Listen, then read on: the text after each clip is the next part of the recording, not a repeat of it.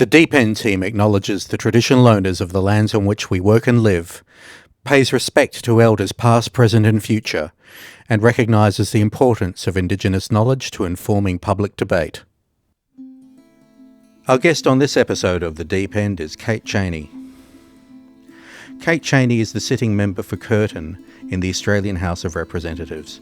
She was elected to this previously ultra-safe Liberal seat in Perth in 2022 and is Western Australia's first female independent member of federal parliament. She campaigned on a platform of climate change, integrity and inclusive communities. She currently sits on the Joint Standing Committee on Aboriginal and Torres Strait Islander Affairs, the House Committee on Social Policy and Legal Affairs, and the Joint Standing Committee on Electoral Matters. Before entering politics, she had a successful career in commercial law, corporate strategy and community services, including roles in Aboriginal affairs, sustainability and innovation. She served as Anglicare WA's Director of Innovation and Strategy immediately before being elected to Parliament. Kate, it's an absolute pleasure to have you with us today. Aaron and I are absolutely thrilled that you've agreed to join our podcast, The Deep End. And this is a very important time in Australia's history as we are coming close to the referendum on October 14. You're an independent member of Parliament and you have a very interesting history in Western Australia. So let's start with you as a politician and your political history. Let's find out who you are, first of all. Thanks so much, Marcia and Aaron. It's an absolute honour to be talking to you. And I do want to start by acknowledging the Whadjuk Noongar people, the traditional custodians of the land I live on in Perth. I still get a bit of a shock when people talk about me as a politician because it doesn't feel. It's very recent. I was not involved in politics until the beginning of last year when a community group approached me and asked me if I would be interested in running as an independent candidate. And before that, I had done a range of different things. I'd been a lawyer. I'd been a strategy consultant with a global firm. I'd worked in the private sector, in Aboriginal affairs, in sustainability and in community services as well at Anglicare WA doing innovation and strategy. So I had sort of quite a varied career. And when I talked to this community group at the beginning of last year about our common frustrations with the political system, I realised that a lot of my background would be useful given the issues that the country was facing at the moment. And after 2 weeks of umming and ahhing about whether I really was going to do this to my life, I agreed to run for the seat of Curtin, and then after a 4-month campaign was successful, and so joined the Parliament last year. And what are the issues that you are most concerned about for your electorate, Kate?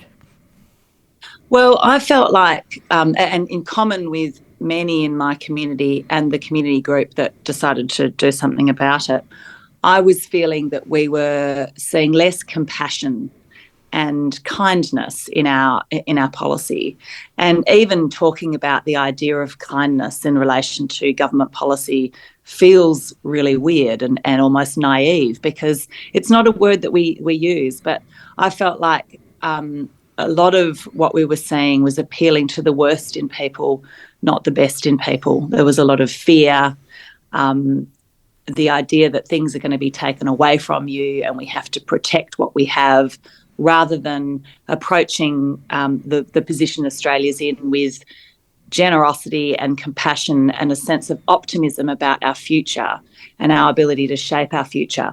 And that came through on issues like climate change, where obviously there's a lot of concern about where we were heading, but also a lot of opportunity for Australia that was just being missed because we were too busy talking about the downsides of shifting. We saw it in The Voice as well, and I felt like there, from my experience in previous jobs, I had seen that the way we were approaching policy in this area was really not working, and we needed to have some fresh thinking.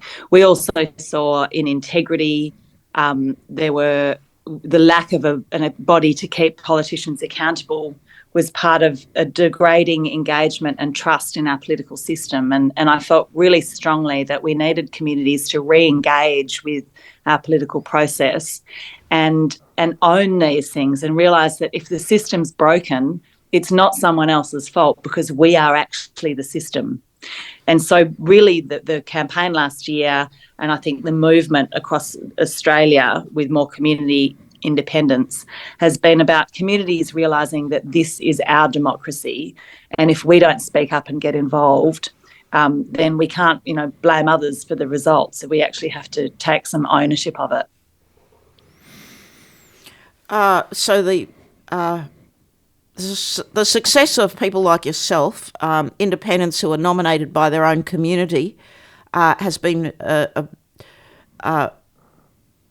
highly successful strategy, and has resulted in the sort of heartland of the Liberal Party being taken over by independents like yourself, often referred to as the Teals, but I think a lot of you are not, in fact, Teals, whatever that means, but, genuine independent community representatives. And that movement really started here in Victoria, in the seat of Indy, and also you've got other independents in Victoria now.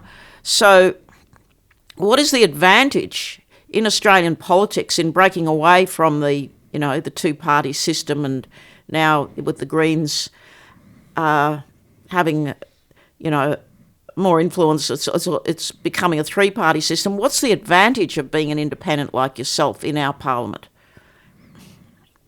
I think that what we were seeing was the Liberal Party moving away from its more small L Liberal base towards the Conservative end, and it left this hole in the centre of politics. And there are a lot of people in my community who want to see responsible economic management, believe that people should have opportunities and be able to do their best and achieve, but also want to see some compassion and believe that we have an obligation to more vulnerable people in our communities. And I think this is much more consistent with the Robert Menzies approach when the Liberal Party was established.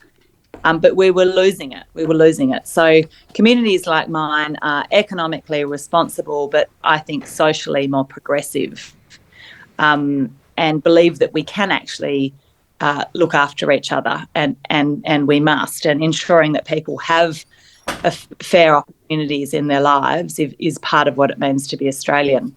So because we weren't seeing those values being expressed in the political representation, it created this gap, and we've seen community independents around the country step in to fill that gap, where instead of being driven by ideology and history and being consistent with a historical party position, we can look at every issue on the merits and look at the evidence and weigh up both sides, listen open-mindedly to both sides, and come to a position that feels ethical and appropriate and part of an optimistic future.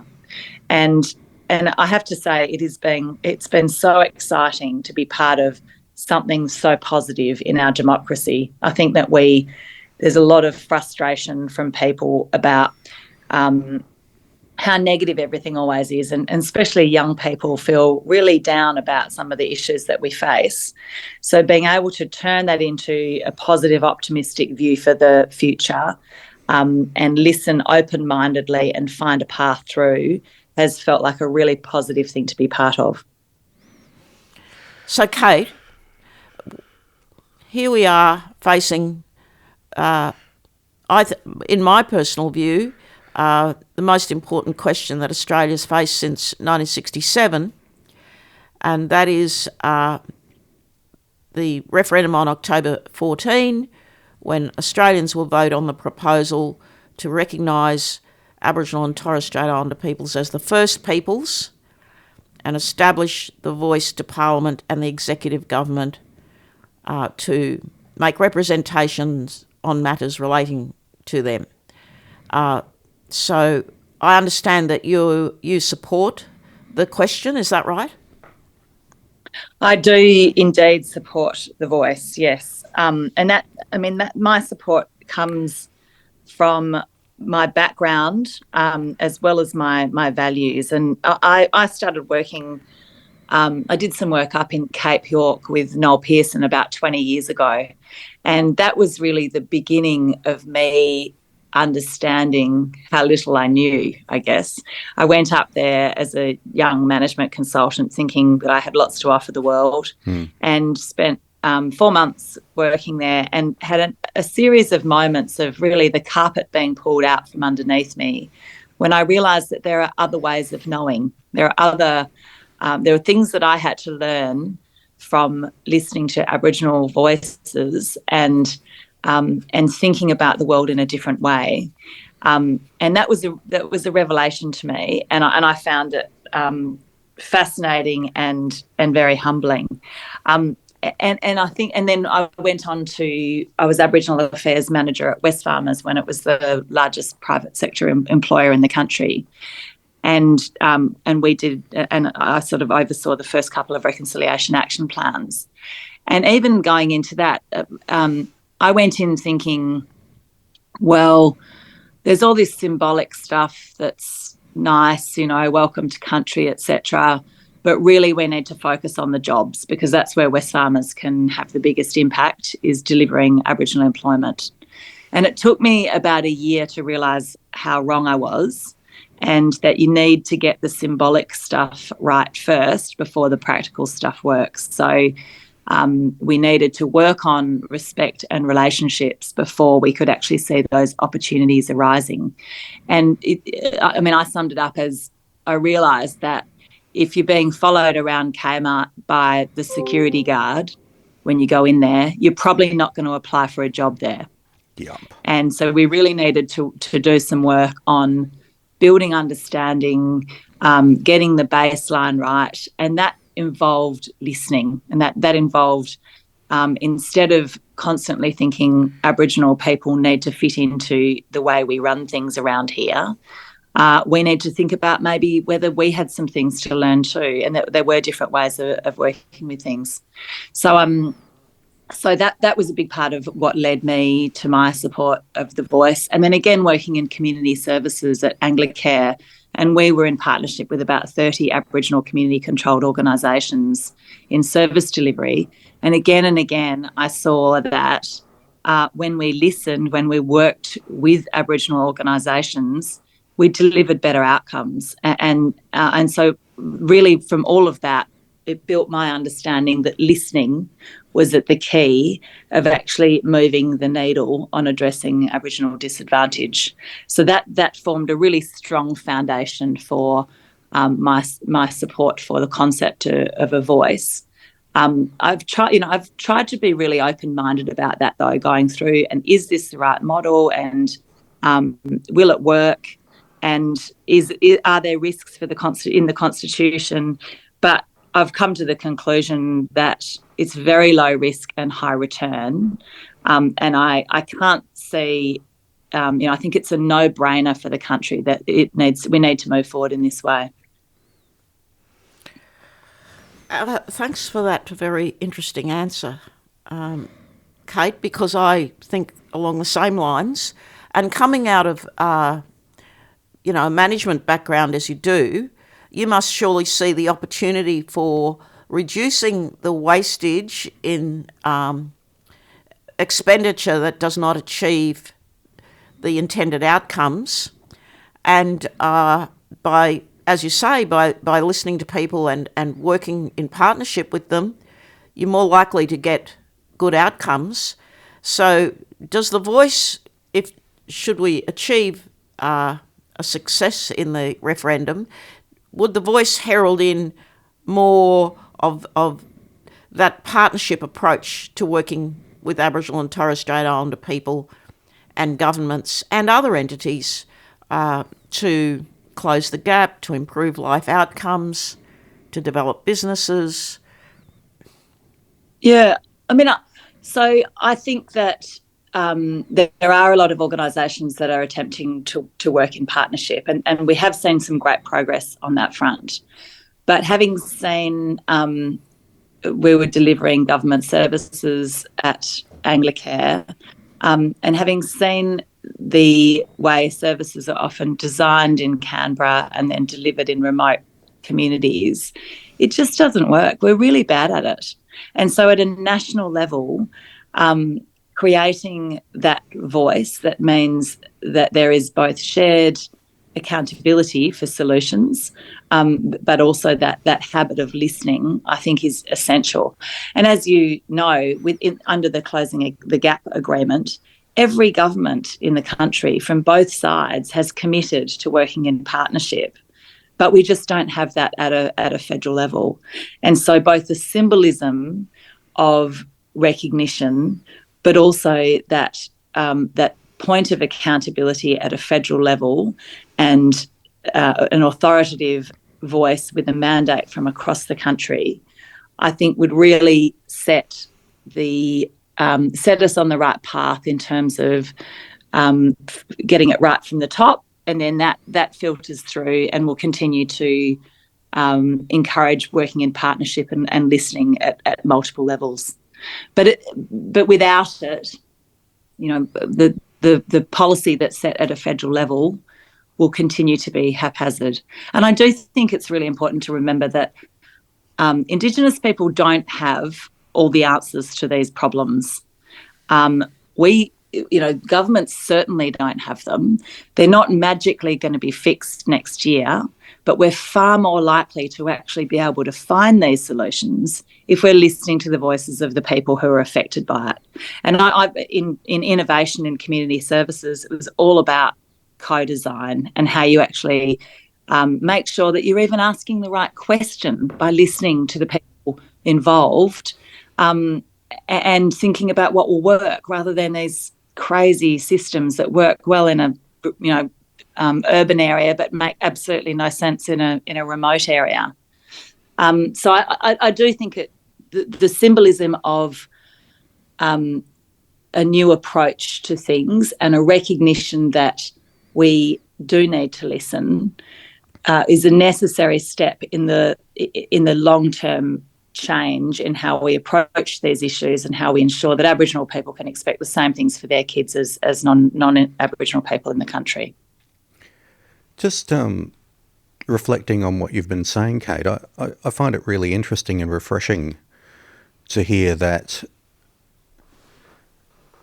just those basic ideas of listening, respect, mutuality, openness, obligation, responsibility that come through at a very fundamental level in all Indigenous knowledge systems that we know of in Australia, have the capacity, and clearly in your work they already have done so, have the capacity to make transformative and lasting change in Australia for the better. That to me is quite refreshing, because often as academics we think of Indigenous knowledge sometimes in much more abstract ways. But this is a really clear pragmatic example in what you're saying. Yeah, it is really clear, and we've just got so much to learn. One experience that I had that comes back to me again and again was, I remember having a conversation with Richard Wally, a Noongar elder, and he was talking about the Noongar 6 seasons, and they go through the season of fertility, conception, birth, childhood, adolescence, maturity, and back to fertility again. And this is the cycle of the year. And I remember him talking about how the same cycle approach applies to project management and social change and other things too. And I was listening to him and some other Noongar elders having a bit of a chuckle about how non-Indigenous people always want to jump straight to birth. And they don't invest the time in that season of fertility and conception. And to me, that is about listening. Yeah. And it's about spending the time building the relationships, making sure you're on the same page, working out what it is that you want to do together, building trust, rather than diving straight in and expecting everything to be fine. And so, for me, that was a real learning, because I thought, oh, they're absolutely right. I turn up to the first meeting with an agenda and, right, we're going to get started today. And so often things just fall apart because they're not built on that strong foundation of mutual trust and understanding and a common view of what the problem is that you're trying to address. So it's those sorts of learnings that I think we can take in policy development, in project management, in how we actually find solutions, and benefit from the 60,000-year-old culture that has some really sophisticated ways of thinking about how you do things and how you work together and maintain relationships. See, to me, that's what this referendum is actually really about. It's about laying better foundations for a more positive future that will hopefully benefit everybody in the long run. Yeah, and it seems so simple to me. Yeah. And I really worry about the broader thing that's happening here with this disinformation, misinformation, scare campaign, appealing to people's fear, and that, government will grind to a halt and the voice will overreach, and all these things that just have very little basis in reality. And I think it's really important for people to remember the scare campaign around land rights, and everyone was going to lose their backyard. The scare campaign about even marriage equality and what that would do to our institutions. And once we make these social changes, we just get on with things, and we do things a bit better, and we benefit from that. But the world does not end. And to me, at its simplest level, we are bad at developing policy that improves the lives of Aboriginal people. When you're bad at something, you get advice on how to do it better. The voice will give that advice. And often when you are doing something badly, when someone gives you advice, it's not nice to hear it. But usually when it's not nice to hear it, that's when you need to listen to it the most. And that's why we have to put it in the Constitution, so that it's protected and we don't get rid of it when it starts saying something we don't like. So getting advice on something you do badly, everyone can understand that. And it just makes a lot of sense. And I really just hope that common sense will prevail, and Australians will show that we're not Americans. This isn't, we don't have to be polarised on everything, and we can actually think positively about a better future and continue to improve the institutions that have made us a great country today, but always have the potential to be better. Yes, I hear what you're saying, and several people we've been interviewing over the past few weeks have rested on this point, that the increasing Americanisation of Australian politics is doing nobody any favours and is quite out of keeping with the natural trajectory of our national character up to this point in history. It is concerning. It's certainly not the Australia that I grew up in. That's for sure. I also wonder, and we don't really need to dwell on this, but I do wonder the extent to which social media platforms play into the algorithmically generated echo chambers that people live in that divorce them from the reality of our political situation and our social situation. Yeah, I think that's absolutely right. And I mean, what I'm heartened by is when I'm out door knocking in Curtin, I'm still having a lot of conversations with people who say, oh, yeah, I've heard all the noise about it. I don't really understand it. And when you actually put the words in front of someone and say, these are the words that will go in the Constitution, it becomes very simple. And they say, is that all it is? What's all the fuss about? That just seems sensible. And so, that's the message that I think we really need to get out there, is that it's not scary, it's not dangerous, and it just will mean that we do things better than we've done them before. And so that's at the heart of it. That's the message that I think Australians really are open to hearing once they can get past all the noise. So, Kate, I'm really finding it difficult to understand the noise coming from the No campaign, much of it made up of false claims, misinformation, if not disinformation, and I'm struggling to understand the motive other than, saving the Liberal Party from being wiped out in the future and trying to claw back their popularity. But I fail to see how that's actually working for them. Do you have any views on that? Yeah, I think it's really sad. And I had an event last week, and Ken Wyatt spoke at that event, and he talked about his sense of betrayal, that there had been support for these concepts over a long period, and then it does seem to have just been turned into a political point scoring tool. And I think that is why candidates like me became part of our parliament last year, because people are sick of the political point scoring. They just want leaders who will do the work and work out which direction we need to go in that's good for the country and present that in a sensible way, rather than constantly being driven by what will give us a bit of an edge and how are we going to win. And I can't see how this will be good for the Liberal Party. I would love to see the Liberal Party coming back to its roots, and going back to that small L liberal set of values, of which I think this is completely consistent with. But we're just not seeing any sign of it.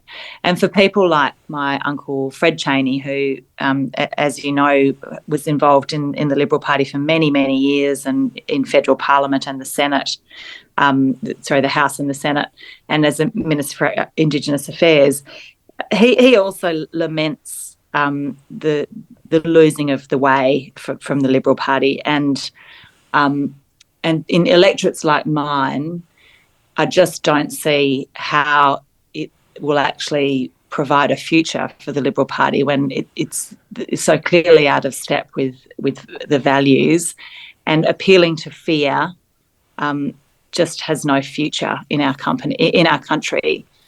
We need to have a positive vision of what sort of country we want to be and how we're going to get there, instead of just being in gridlock because any change is seen as being somehow a threat to the status quo. So I'm very sad that this has not had bipartisan support, which it absolutely should have. And I think that there will be regrets if it doesn't get up from all parts, and I don't think it will politically benefit anyone. Certainly not First Nations people in this country, but not even the politicians who are actually doing their best to prevent positive change in the country. Well, thinking about what you've just said, I'm wondering if it will benefit the LNP either, because we saw in the last federal election a massive swing towards independence, and a no vote winning may have, an even greater swing towards independence as a result. It's entirely possible, isn't it? Yeah, it just doesn't feel like it will be a win. If we decide not to listen to the voice of First Nations people on the issues that affect them, I can't understand how to shape that as a win, a win for the country, a win for the future, or even a win politically. So I think that, I think it's very unfortunate that it has turned out the way it has. I think a lot of people expected it to have bipartisan support, and Peter Dutton didn't make his position, known for quite some time. And I think during that period there was still hope that the interests of the country would be prioritised over political point scoring. But it hasn't gone that way, and Australians do have the opportunity to say, we don't like the point scoring. We actually want positive change in this country. We want to feel proud to be Australian. We want to be open and optimistic and bold about our ability to do better, and humble about the fact that we're not doing this well. The status quo is not acceptable. And we need our leaders to be stepping up and providing that long-term vision for the country, rather than the point scoring, battling, bickering, the sort of stuff that you wouldn't put up with if your kids did it at home. But somehow when it's in Parliament, we consider it to be acceptable. People don't want that. No.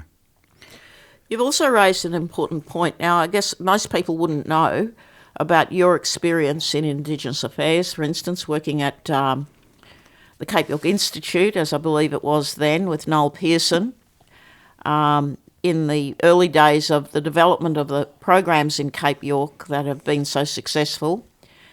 You learnt a great deal. You learnt about working in partnership with Indigenous people and valuing Indigenous ways of knowing, Indigenous ways of governing. And similarly, you recognise the value of symbolic issues in managing the Reconciliation Action Plan at Wesfarmers, I believe it was. I wonder if you have the same sense of trepidation that I have. Win or lose after the referendum, most Aboriginal and Torres Strait Islander people are going to feel an even greater lack of trust in Peter Dutton's side of politics because of the appalling way that they've conducted themselves during this referendum. The No case, the No campaigners constantly say that there are Aboriginal and Torres Strait Islander people who will vote no. Well, of course, that's true. But we know that the vast majority of Indigenous people want the voice, and the way that the voice has been misrepresented by the No case, I think, win or lose will cause greater mistrust, a sense of demoralisation, and perhaps a sense of failure on our part that we haven't been able to bring that side of politics with us. We thought we had. We thought we had bipartisanship, as you said, but clearly not. Yeah, and if the voice, and I know that people are pretty hesitant to talk about what will happen if the voice doesn't get up. I still think common sense will prevail. If it doesn't get up, it will be a very difficult time in our country for First Nations people and for the rest of the population as well, because this is not a sporting competition where there's a winner and a loser. This is about how we see ourselves as a country, and so I think that we will have to be gentle with each other if it doesn't get up. And I'm trying to approach conversations in the lead up to the referendum with curiosity about people, to find out why people feel a certain way or think a certain way, where it came from, what that's based on, what are the underlying values that we have in common that we can build on. Because if we don't approach it with curiosity, it's just two groups of people shouting at each other. So we have to be compassionate and seek to understand rather than seek to shout over the top of each other. But even Ken Wyatt talked about the sense of betrayal he felt. Given them, I think it's 4 Prime Ministers now have committed to constitutional recognition, starting with John Howard, then Tony Abbott, then Malcolm Turnbull, then Scott Morrison. And here we are with the 5th Prime Minister, Albanese, and that bipartisanship through the 4 previous prime ministerships was taken away by Dutton, and he purports not to know the detail when he was in cabinet, when the detail was presented to him, by Ken Wyatt himself when he was the minister.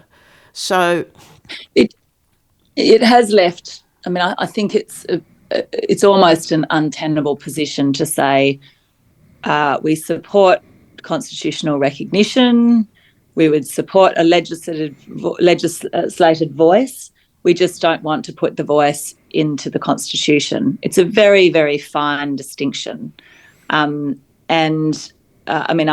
think if the voice doesn't get up, I don't know what Peter Dutton's plan would be after that. Is it to have another referendum in the next term? I can't see that being very popular publicly. Is it to legislate a voice? It'll feel like a lot of sound and fury over not very much difference if that's the way it goes.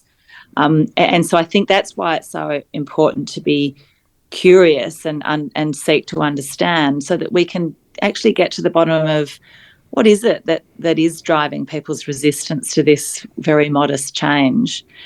If it's political point scoring, then people can come to their own conclusions about whether they want to be part of that. If it's something else, and if they're able to find some common ground, that will be important going forward, no matter what happens. Kate, you talked about the Closing the Gap agreement, the partnership agreement, and you have some views on that. And as a person with a great deal of management experience, I know the listeners would dearly love to hear what you have to say about that. Well, I think the Closing the Gap agreement is a wonderful example of bipartisan support for working in partnership. And governments of all sorts across the country signed up to working in partnership with Aboriginal people. Now, the big problem is you can't work in partnership if you're not listening. And so while this is happening at a state level, at a federal level also, there needs to be some mechanism for listening if you want to actually partner in a meaningful way. And the same would go for any future treaty negotiations or discussions. You need to have a body to have those discussions with that has some mandate and credibility with communities across the country. So that bipartisan support of working in partnership seems to me the perfect foundation for the voice as a natural next step to actually deliver a listening mechanism so that we can move forward in true partnership. Thanks, Kate. Look, you've been so wonderfully generous with your time and views today. We really appreciate it. For people who are genuinely undecided about what they're going to do and how they will vote on the 14th of October, what would you say to those people at this moment in history? Firstly, I would ask questions. And the first question I would ask is, do you think we are doing a good job at the moment of ensuring that that First Nations people can expect the same things for their kids as the rest of the country? And not many people would say that we are doing a good job of that. Then I would say, look at the actual words that are going in the Constitution. It's really simple. It does 4 things. It recognises that First Nations people were here first. It establishes this voice, which is like a committee. It says that that committee will give advice on matters that affect First Nations people. And then it says all the rest of the detail will be determined by the Parliament as is appropriate. That is all that we're talking about here. And so, yeah, I would just say, have a look at it, keep it simple, don't get sucked into the noise and the anger, and think about what sort of country you want to live in going forward, and whether this is part of a more positive future for Australia. Kate, that's wonderful. Thank you very much. We've really enjoyed talking to you. You've been very generous, and I've learned a lot from you and watched you with great interest in this early part of your career, and best wishes in your future. Thank you very much, Marcia, and thanks to both of you.